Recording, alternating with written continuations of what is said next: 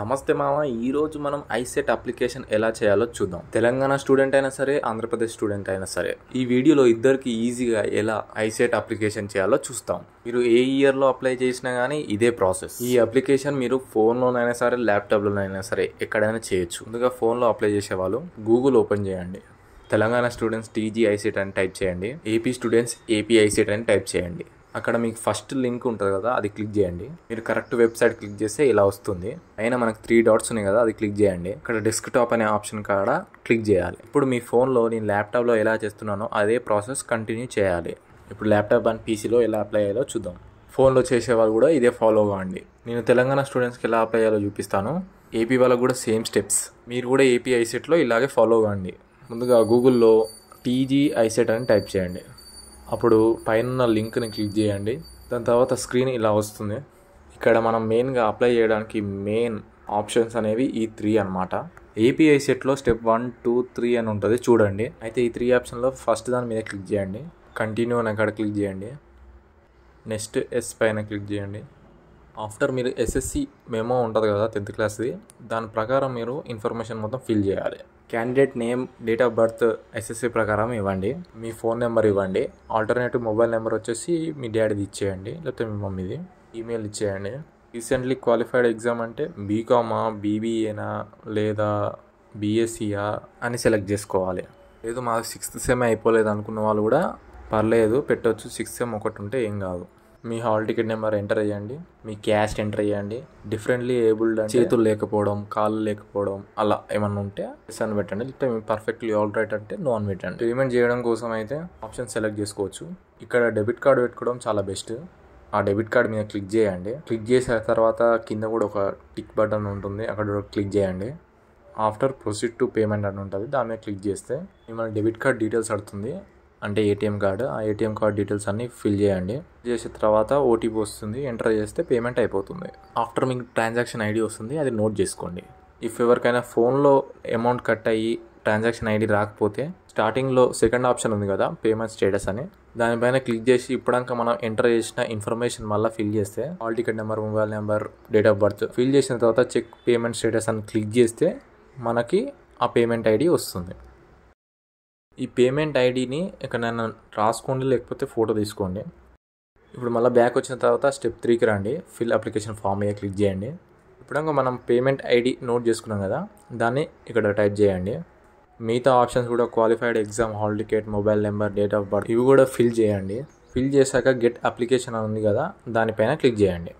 అప్పుడు ఇలా big format లాగా వస్తుంది. ఇప్పుడు ఇది మొత్తం మనం ఫిల్ చేయాలి.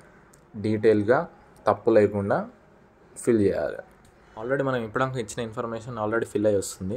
పేరెంట్స్ నేమ్ కూడా యాజ్ పర్ ఎస్ఎస్సి అంటే 10th క్లాస్ సర్టిఫికేట్లో ఎలా ఉందో అలా ఫిల్ చేయండి. ఇక్కడ జెండర్ మెన్షన్ చేసి ఆధార్ కార్డ్, రేషన్ కార్డ్ అనేవి ఆప్షనల్, మీ ఇష్టం. ఐడెంటిఫై మార్క్ 1 అంటే మోల్ ఎక్కడుందో, పుట్టుమచ్చ ఎక్కడుందో ఇక్కడ మెన్షన్ చేయాలి. ఆల్రెడీ మన 10th సర్టిఫికేట్లో ఉంటుంది, కాపీ చేసినా తప్పు లేదు. సెకండ్ మోల్ గురించి మెన్షన్ చేస్తే చేయొచ్చు, లేకపోతే లేదు, ఆప్షనల్.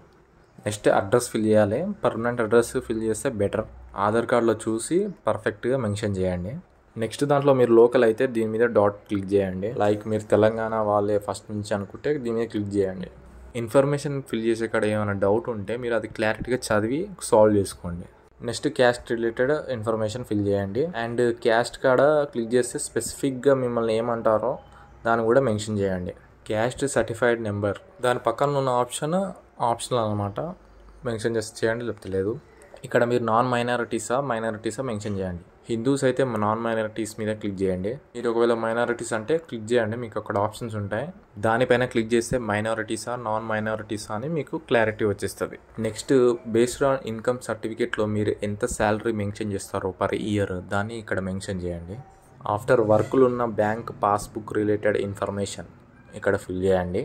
మిస్టేక్ పోకుండా జాగ్రత్తగా చేయండి. నెక్స్ట్ క్వాలిఫికేషన్ డీటెయిల్స్లో యూనివర్సిటీ కదా, మీరు ఆల్రెడీ బీకామ్, బీబీఏనో, ఉస్మానియాలో చేసిరా, జేఎన్టీయూలో చేసిరా, దాన్ని మెన్షన్ చేయండి. నెక్స్ట్ ఆ కాలేజ్ నేమ్ మెన్షన్ చేయండి. ఈ ఇన్ఫర్మేషన్ మొత్తం మీరు ఆల్రెడీ చేసిన కోర్స్ గురించి మాత్రమే, అంటే డిగ్రీ చేశారు కదా ఆ ఇన్ఫర్మేషన్.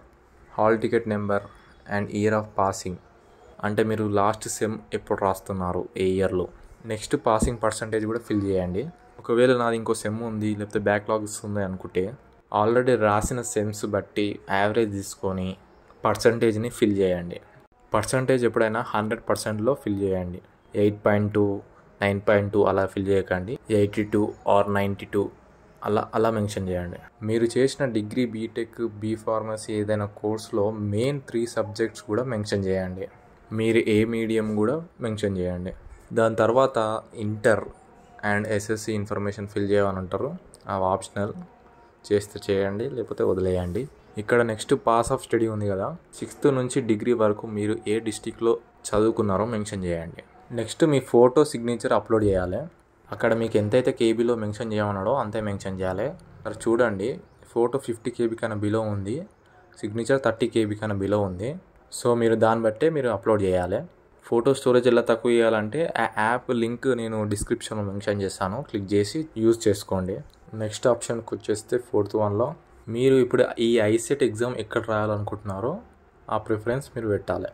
ఫస్ట్ ప్రిఫరెన్స్ వచ్చేసి చాలా నియరెస్ట్ ప్లేసెస్ని మీరు మెన్షన్ చేయండి. సో అలా మీరు 3 మెన్షన్ చేయండి. ఫస్ట్ దాంట్లో నియరెస్ట్ పెట్టండి.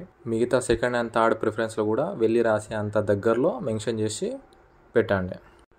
5th one medium of test వచ్చేసి మీరు రాసే ఐసెట్ ఎగ్జామ్ ఏ లాంగ్వేజ్లో రావాలో దానిపైన సెలెక్ట్ చేయండి. నెక్స్ట్ ఈ బాక్స్లో కూడా టిక్ చేయండి.